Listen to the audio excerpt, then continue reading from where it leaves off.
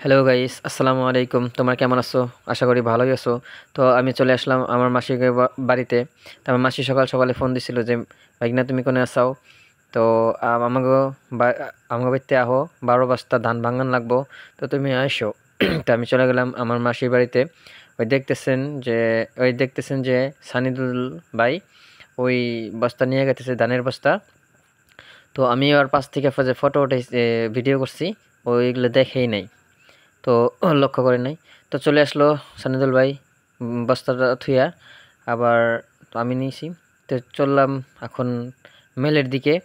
তো 10 বস্তা নিয়েছি, আরও 2 বস্তা আছে। তো মেলের দিকে গেতেছি আর কি।